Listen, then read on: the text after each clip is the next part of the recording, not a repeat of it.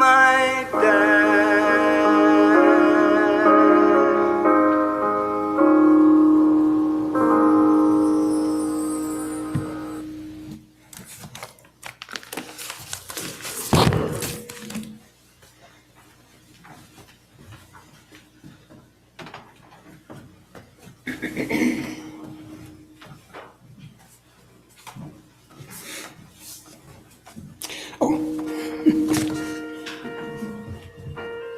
Just a second, we're still playing.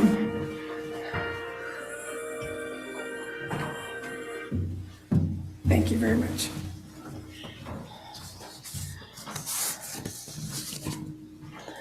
Thank you for your offertory.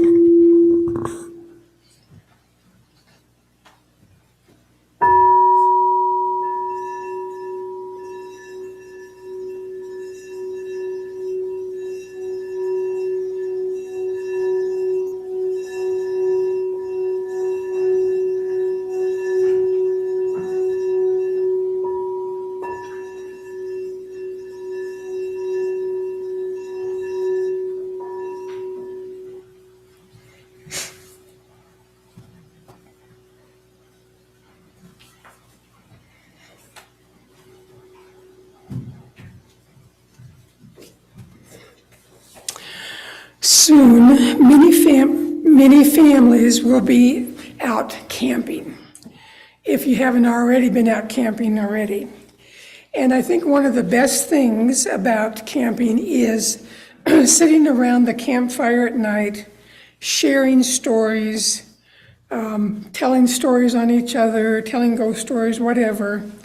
Hence, these words for the call to worship spoke to me and hopefully to you for today. It's called Come and Sit by Our Fire, modified by Jennifer Kitchen. Come sit by the fire and let us share stories. Let me hear your tales of far-off lands, and I will tell you of my travels. Share your experience of the holy with me, and I will tell you of that which I find divine. Come and stay, for ours is no caravan of despair, but of hope. We would hear your stories of grief and sorrow as readily as those of joy and laughter. For there is a time and a place and a hearing for all stories of this world. Stories are the breadth and word of the spirit of life, that power that we name love. Come, for our fire is warm, and we have seats for all. Come, speak to me of that which fills your heart, which engages your mind, which resides in your soul. Come, let us worship together. Okay, this morning, how about if we rise in body or spirit and sing number 361, Enter, Rejoice, and Come In, and we're going to call on the choir to help us because it's all a cappella today, and I'm not going to lead you because my voice is in terrible shape. So number 361, Enter, Rejoice, and Come In. Let's stand up and sing it with gusto, with or without the piano.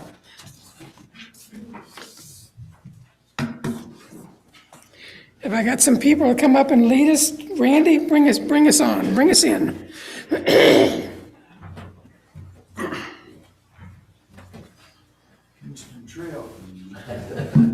Are you ready? Okay, let's do it. Enter, rejoice, and come in. Enter, rejoice, and come in. Today will be our joyful day. Enter, rejoice, and come in. Open your ears to the song. Open your ears to the song. Today will be our joyful day. Enter, rejoice, and come in.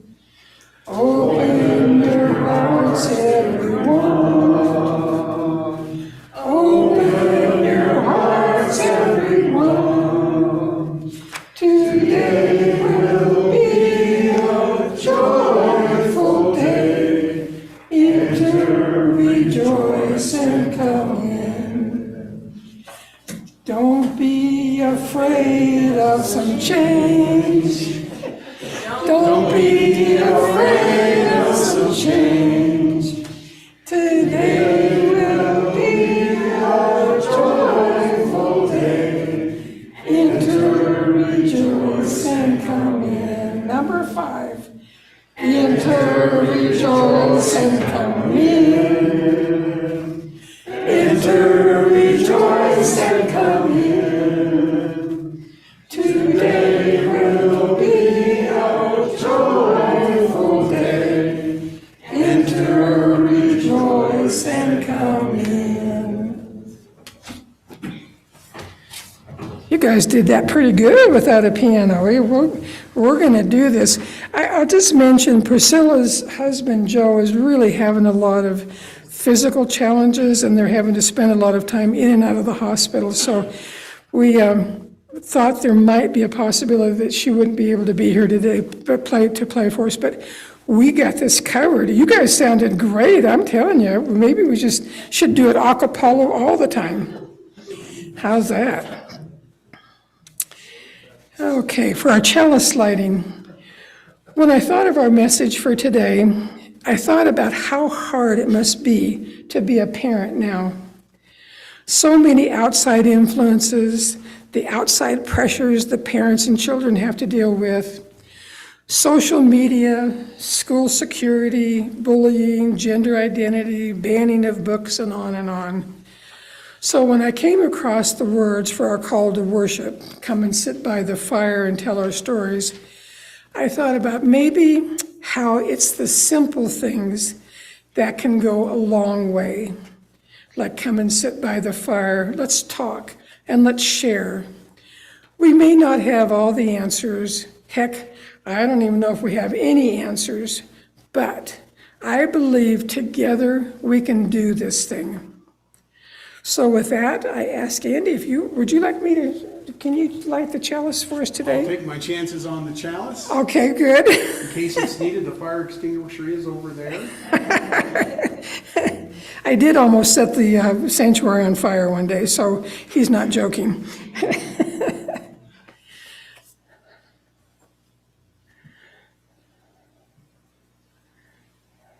This is the biggest challenge of anybody at the front, is lighting the chalice fire. I forgot to tell Andy Do we that. need some Vestal Virgins to ignite it, or? Something, I don't know, we can dance. There we go, I think you got it.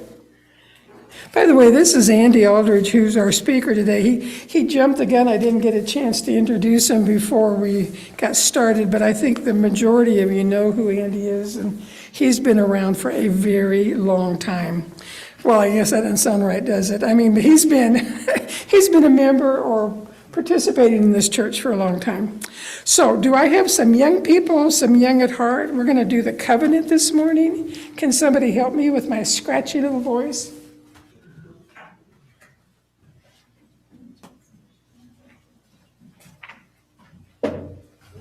Who we got? Oh, good job. Thank you so much. You guys are the best. Anybody else want to help these young people out? Okay, I guess we're it. Okay, so the covenant is on the inside of your order of service, so are you ready? Okay. Love is the spirit of this church, and service is cause. This is our covenant, to dwell together in peace, to seek truth, and to help others. So we got a storybook today. You want to hear a story? Okay, let's hear a story. Now I'm going to sit down and I'm going to have Randy help get me off the stairs when it's time.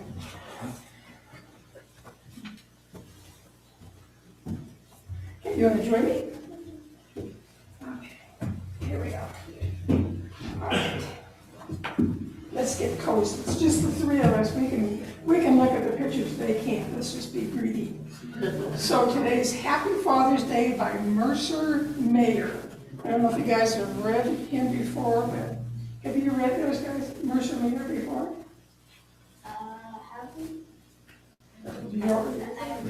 Well, let's see. It's called Happy Father's Day.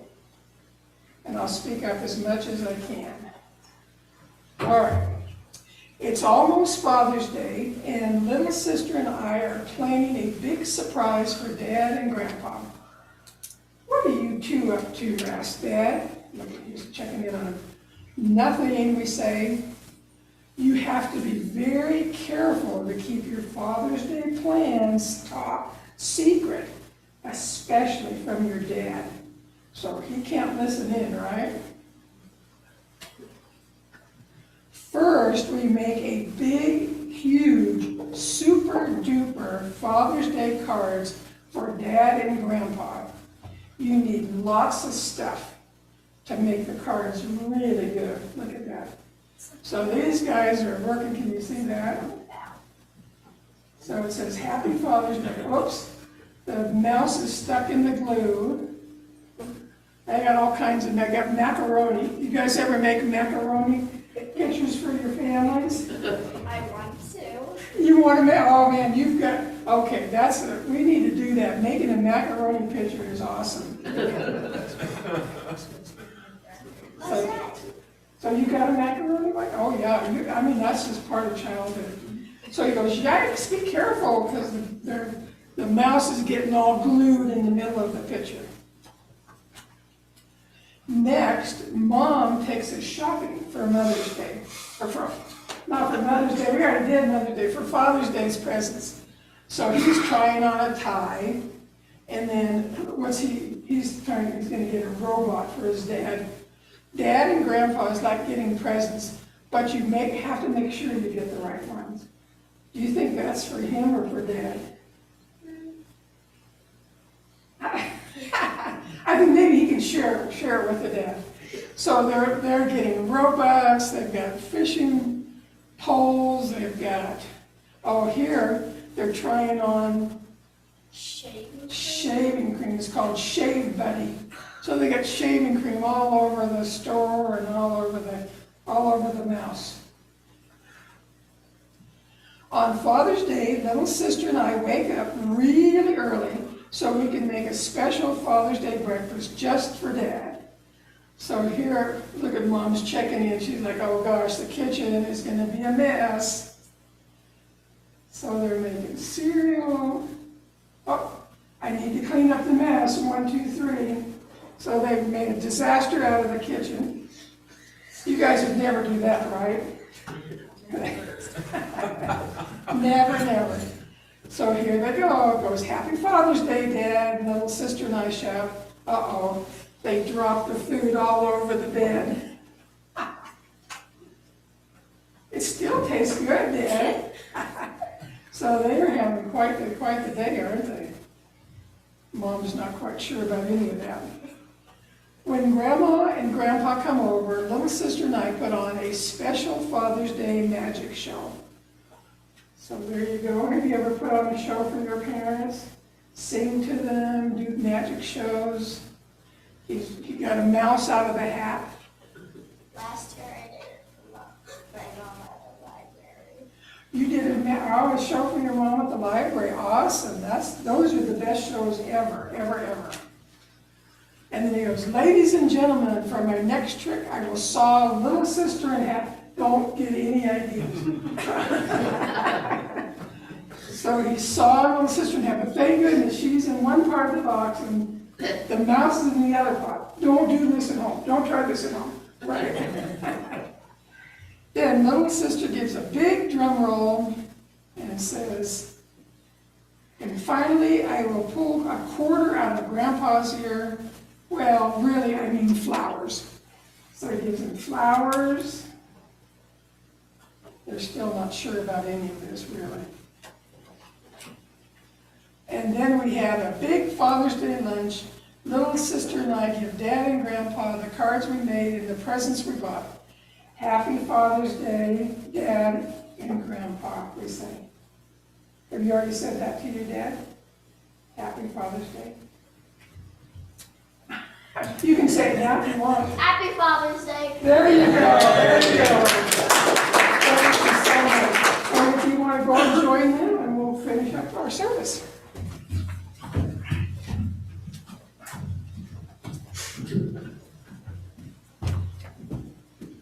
Musical transition. Use your imagination. So that's where we're tinkling the ivories there, right? Let's see what we got here. Okay. So let's take a minute and take a nice deep breath, settle in, put your feet on the floor. You can close your eyes if you like.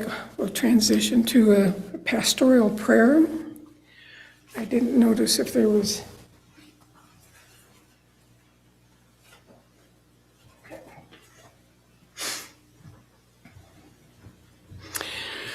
Spirit of life and of love, we gather to be with one another.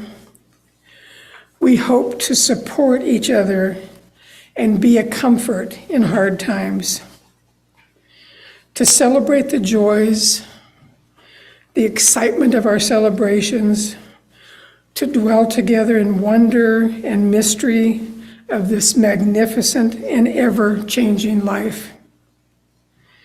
We want to sit by the fire together and share our stories. Let us pray for all the fathers who are here, all those who are far away, those who are present, and those that are not present. Let us pray for our earth. I think our earth is hurting. Think of what we can do in any small ways that can make a difference to our planet Earth. Let's hold in our heart Joe Golden. I know Priscilla is really trying to help, and they've been going back and forth to Denver to the hospital. And so let's keep them in mind as they struggle with his health care. Let us hold in our hearts all the joys that are yet unshared and the sorrows too tender to be spoken aloud. May we find in this space peace, comfort, and community that enfolds us. Amen, and blessed be. And I'm going to play it's a piano piece. And so if you would just like to extend your time of meditation, to think, to remember.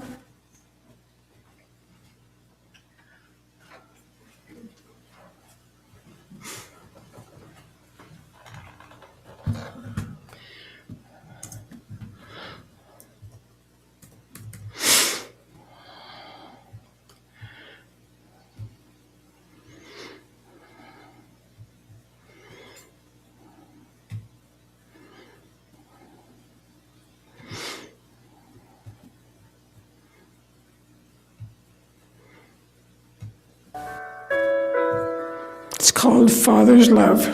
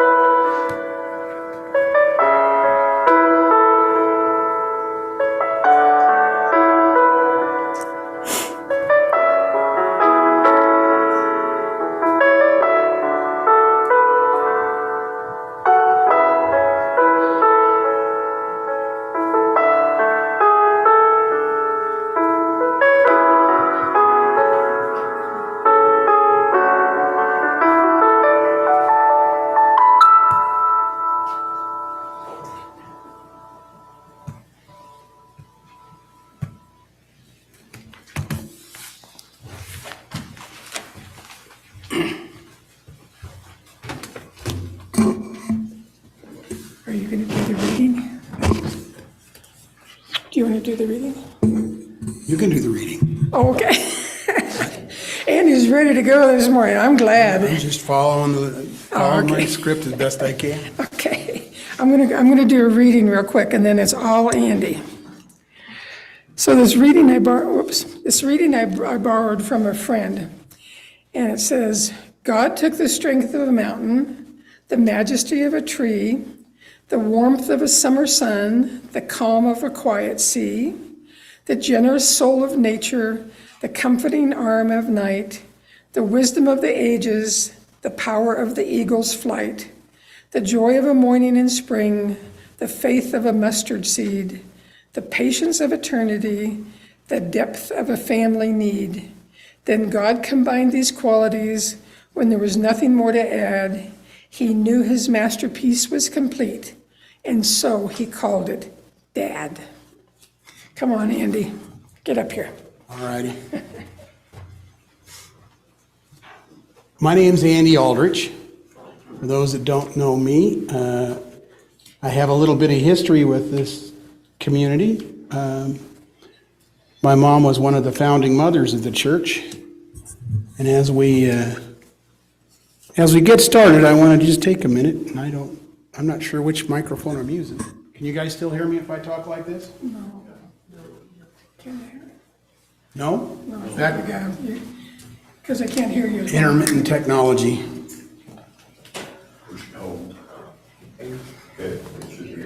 Green light, testing 1, 2, 3. Good enough? Yeah. All right. I'm looking for people who know what's going on here. Can't tell if there is anybody, but. Could be a long search.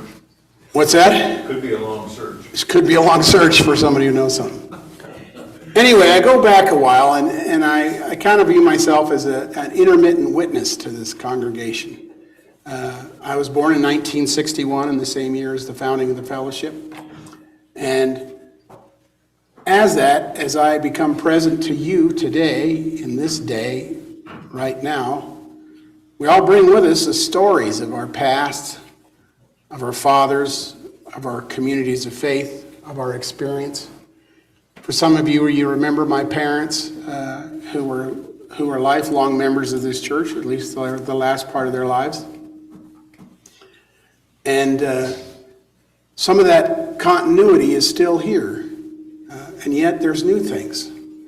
So as some things fade away, new things are born. And I'm getting an echo. Somewhere else, see if that helps. Or maybe that's my only mic. I'll go with this one. How's that? So anyway, I wanted to be present to that a little bit. And as I was, always want to recall part of what this community is, what it is to us, what it is to me. So this is a community where we witness life with each other. So it creates an opportunity for us to get to know each other in service. And over the course of the years, we get to watch people be stupid, get smart, get stupid again, make mistakes, apply grace, go through transitions, and then sometimes they die. And we get to say goodbye and cherish their memory. So it's a sacred place that has a continuity to it. This community of faith has a special place in Cheyenne. So we are celebrating Father's Day today, but Juneteenth is tomorrow. And in the 1960s, that was a large part of who we were. I remember vague memories of my parents' participation in the civil rights movement.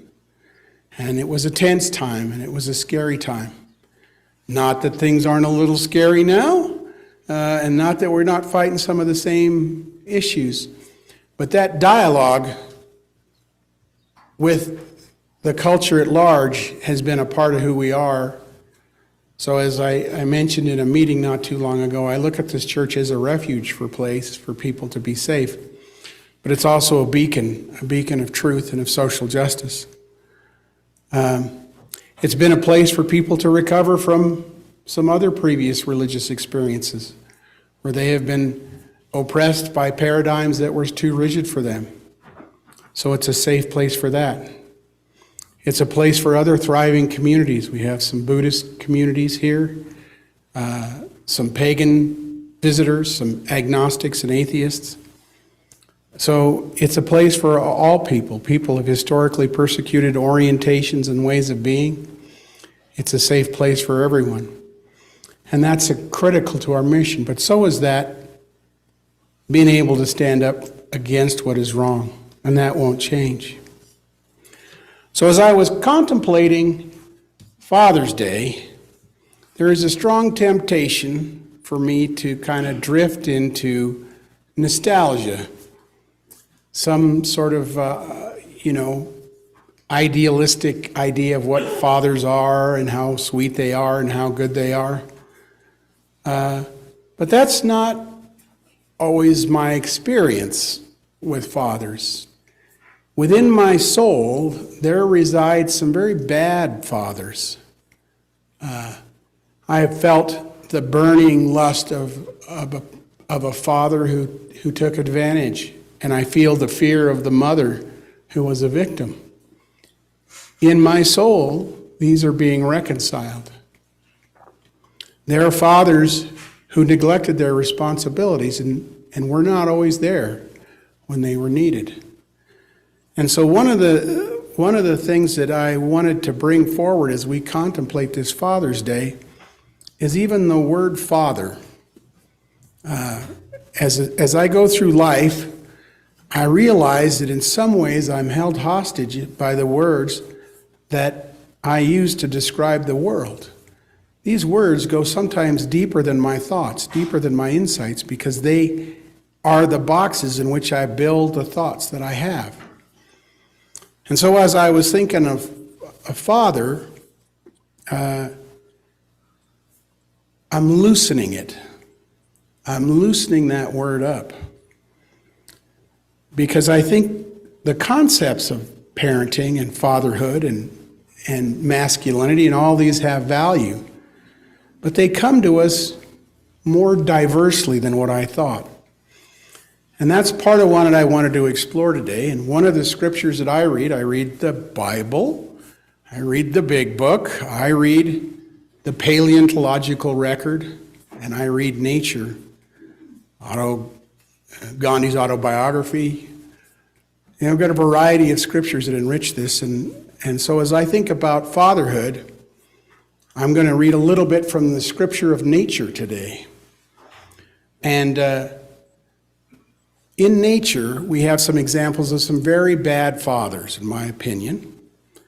The elephant seal, for those that don't know, it's about the size of a Volkswagen. It has this hideous snoz on it, and it looks like sort of a gigantic tick, at least the male, and it kind of flops across the beach. And they're very aggressive and very dangerous. And if you park too close to the beach, they'll come and crush your car with their great bulk. And they spend their time mating, being fathers, and fighting each other, fighting everything around them. And if you leave your pup unsupervised, they will mate that and kill it. So they're very bad fathers. And in my lifetime, I've worked with fathers that were mean and bullyish. And then there's the praying mantis, who's a father, and he's so infatuated with amor that he contributes his cabeza, as it were. He sacrifices his noodle to his children during the fathering process that praying mantises go through. He is consumed by his mate, and he becomes the foundation in which they were created. Now, I'm not suggesting that we sacrifice ourselves for our children, because I think we have a different path. I'm just saying, being a father in a praying mantis world is a pretty big commitment. And then there's the seahorses. The seahorse fathers are so caring that they're banned in Florida. And anything banned in Florida is probably a good thing.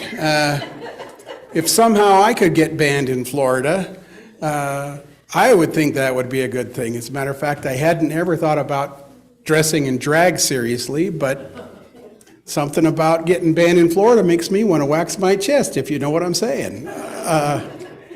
Anyway, little seahorses are banned from schools and because they're such good fathers, and they challenge the patriarchy.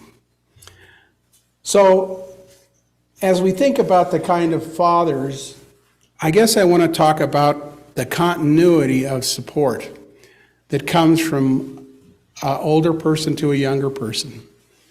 And my last father's experience came to me this morning as we were thinking about Joe Golden. I worked with Joe Golden, and he was the first person that identified my ability to be an administrator. I was a field office manager in Carbon County in the Department of Family Services, and he goes, you know what? Someday you're going to be at the state office running field operations. And that turned out to be prophetic. And at various moments in my life, I've been able to touch with Joe. And recently, I was in cardiac rehab. For those that don't know, I am cursed and blessed with a very serious eating disorder. And the secondary to that eating disorder was congestive heart failure. And Joe is also bunged up in the ticker. So we would go to the mall and walk around a little bit. And his calmness and wisdom was still, it felt like Dad to me. And in that respect, I think, as I encourage you as part of your Unitarian journey, is to loosen up your ideas about what father means. If you have a great dad, build that relationship and be with him. The last years of my dad's life were remarkable. He taught me how to live, and he taught me how to die. He showed me how to accept loss with grace. And those are precious memories that are just right now in this moment coming vivid. At the end, he said, you know, Andy, I'm not having much fun. He says, I'm not trying to die, but it doesn't scare me like it used to. And then he said, I'm glad I'm glad we have football because I can't remember one page to the next in a book, but I always know what's going on when you look at the screen. And so he found peace and contentment even as his memory was failing, and he was a great reader.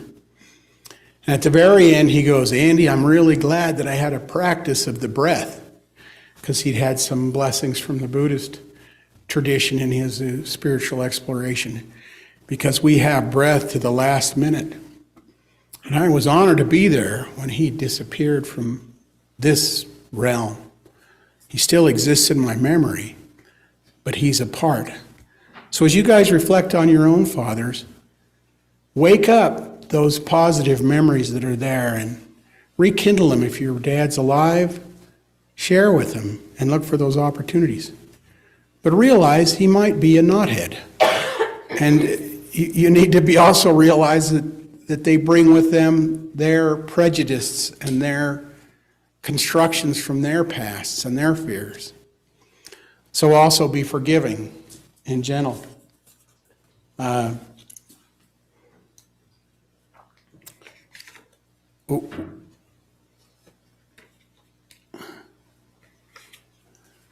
always have a lot of notes just in case it goes some way or another. I'm prone to taking rabbit trails, and I'm not sure if that's why some of the audience isn't here, because sometimes I'm known for pretty wide deals.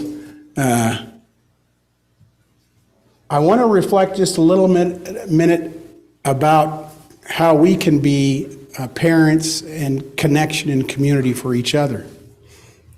So as I mentioned,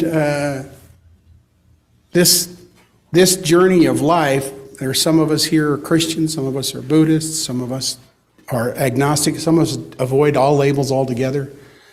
But I have come to experience a higher power that I think has given me a better ability to be a parent. My daughter, who's here today, and I celebrated a weird event. Last summer, we were out camping and I wasn't doing well. I had been lost in my addiction, and she kind of just said, "Dad, you need to get your crap together, and you're not doing well." And it was a part of that wake-up call that helped me get on the right path. And as I've been following that path, part of what was involved was getting in touch with an inner voice, a voice of wisdom. Now, for many people, they experience that as God. And there was a period in my life when I was a Bible-believing Christian. And that voice came to me in the voice of Jesus.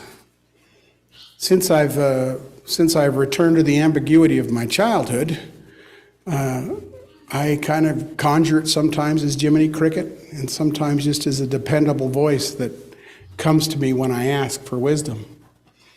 And here's a testimony of what I experience when I submit and pray to this voice, is that it gives me peace. It helps me to get unstuck. It helps me to listen deeper than words. It revives my compassion. It awakens my will to live. It rejuvenates my joy. It brightens my colors. It vanishes my loneliness. It helps me to face the truth. It motivates me to action. It helps me build lasting relationships. It gives wisdom, and it restores my integrity. And whatever is, which kind of defies words, I encourage you to lean into it and look for that wisdom, however it manifests to you, and help it guide you. And then the other observation I'd like to make is that this mystery, whatever it is, also manifests together in between. So there is a part of this journey that is our own, but part of it is done in relationships. And I have discovered that this great whatever seems to manifest differently with every person I'm with. So when I'm with my Buddhist community, the feelings are expressed in Buddhist tradition. When I'm with my Christian friends, scriptural verses come to me, which they don't come usually when I'm by myself. And I'm with the Unitarians, it is like a smorgasbord of, I'm experiencing God in 1,000 ways today, because over the years we've explored so many traditions. And I welcome folks that are new to this community to hang out and stay a little while and build some relationships. We're going to be having a little coffee hour with some snacks and things afterwards.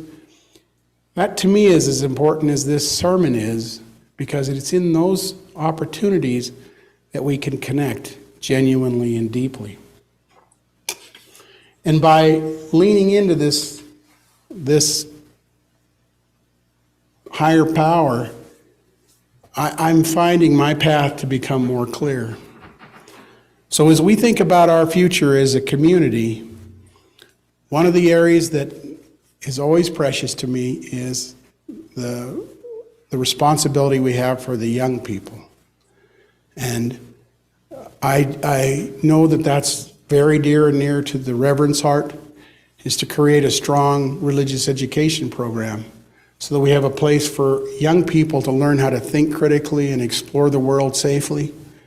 And I hope that we all redouble our values there. And in that way, we can join that continuity of good parenting that I want to celebrate today for Father's Day.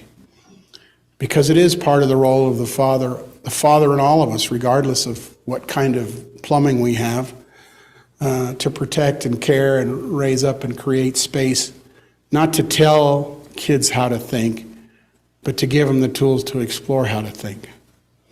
And we also have the responsibility to care for the earth, and together in between, we can learn from each other and figure out how to do that. And lastly, I'd like to speak about the speed of antelopes. Has anybody ever wondered why antelopes are so dang fast? Has anybody ever got an antelope between them and the car and the road and the fence, you know, where you're driving along at 45, 50 miles an hour? Is it just me? We've done this. They can book. They can run. I mean, I've been like, I'm going 50 and that thing is right next to me. How is it going that fast? There is nothing in North America that can catch an antelope. So why do they run so fast? In nature is incredibly efficient. It never wastes the development of a superpower without a reason.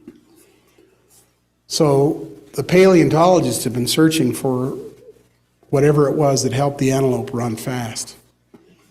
And they found a sort of a mountain liney thing. They call it the American cheetah, if you want to look it up in the universe of Google. And they got a great specimen from up in northern Wyoming. There's a cave that fell in, and everything else been falling in it for 1 million years since then, or not 1 million years. Yes, 1 million years. They've been falling in this hole for about 1 million years. Anyway, they got a good specimen of this American cheetah. It was a very fast cat, and I speculate that cat was what helped the antelope get so fast. They're gone now, so the antelopes have just got all this extra gojo, you know what I'm saying? They're driving a Mustang in a world full of, Volvos, but anyway, how does that relate to us as Unitarians? Well, oftentimes we'll view some of the paradigms that infest people's minds that cause them to do naughty things, like Florida, where we end up having to dress up in handmaiden tail outfits in order to send a message, or some other process. That part of us is also tied with them in this journey of communication. And as we go forth and share our message, let's share it in a way that we can engage people in helping them understand a world that is safe for all of us. And to do that, we need to listen. But our journeys and their journeys are tied together, and nothing happens without a back and forth. So it's not that they can destroy us or we can destroy them. They are not our enemies. It is the mistaken beliefs and paradigms that people have adopted that cause them to behave in naughty ways. So take whatever grace you have and share it with the world. Thank you again for letting me be a part of this community. And for today, I have to say, this scares the crap out of me. And I love fire. My daughter's not so fond of fire, but I love it. But this is an open flame full of liquid on a wobbly stand in a church next to a guy who likes to juggle. And that ought to scare you just a little bit. But the truth is, it also represents something very near to the Unitarians. It is a symbol of light and truth that shines out in the darkness. And sometimes we're wobbly. And sometimes our truth is dangerous. And we have to handle it responsibly. But let's not put it out until the end of the church service. Should never leave it unattended. But remember to keep this flame flickering. And as it flickers here, think about it in your heart. Sometimes it's brighter, sometimes it's not. Sometimes it flickers fast, and sometimes it goes down to embers. But let's continue to feed the fuel to the light of truth as we occupy our niche in the fabric of this community. Amen.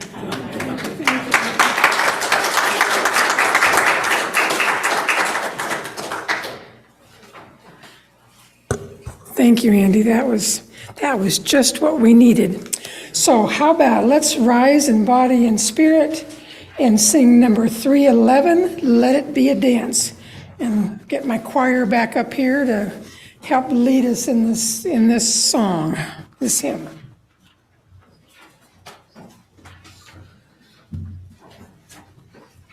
Number 311. Let's see how many we got. Let it be a day. Just a second. Let's do, you want to just do the whole thing? Let's do the whole thing. Feel free to dance while we sing. For Kathleen, we'll do anything, but Oh. Lord have mercy on us all. Okay, let's go, Randy. Let's do it. Let it be a dance we do.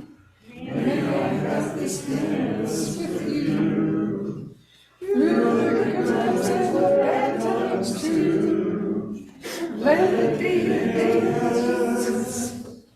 Let the dancing song be heard.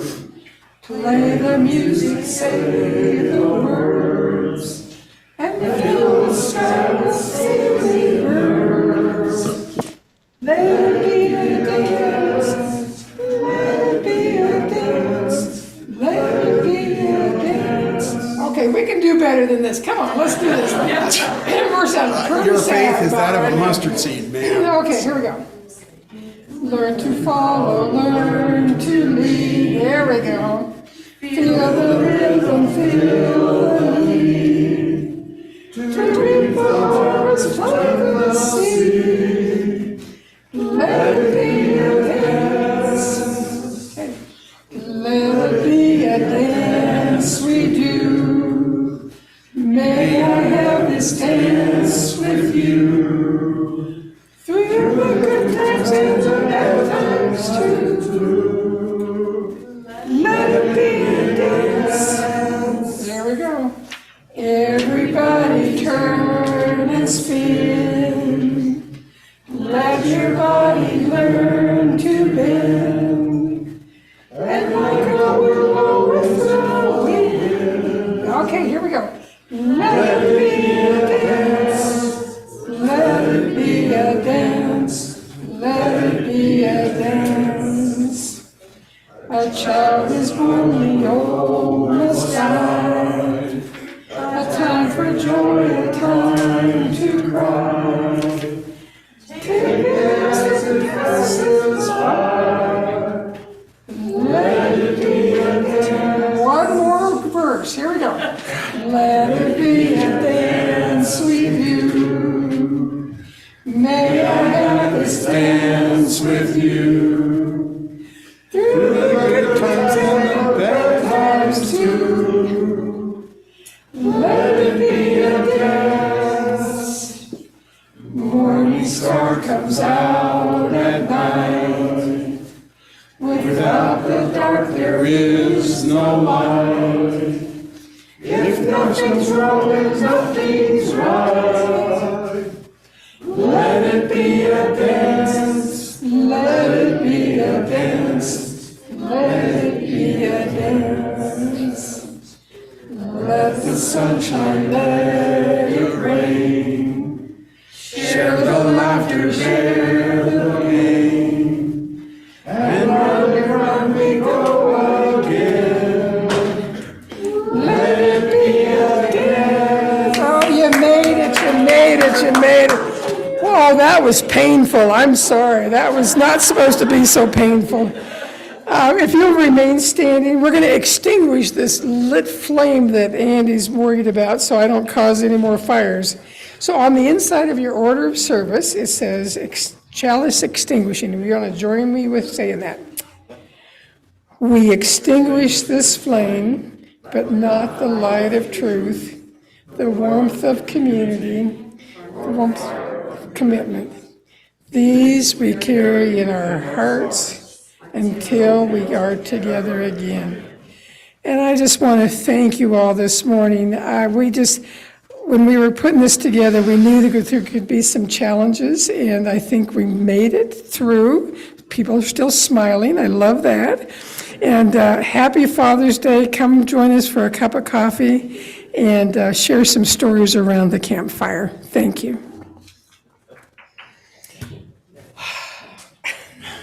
Bless you. Bless you, that's right. Oh, last one, that was bad. These guys were like, bad, and it's like, come on, let's do this dance. This dancing, it's fun. Thank you, and that was so good. You were really good. Nice job. It was good. I mean, it just covered, I think it's covered. All kinds of things. I like how you mixed it in nature, because I mean, in the prayers, I think we gotta pray for our earth, other things and bad things, on Mother Nature, Father Nature, whatever you want. That's one of our big communities in Finland. I think it's all Yeah, Wireman, I think it was, yeah, good thing, you're awesome. So you just convinced us we were gonna do you again.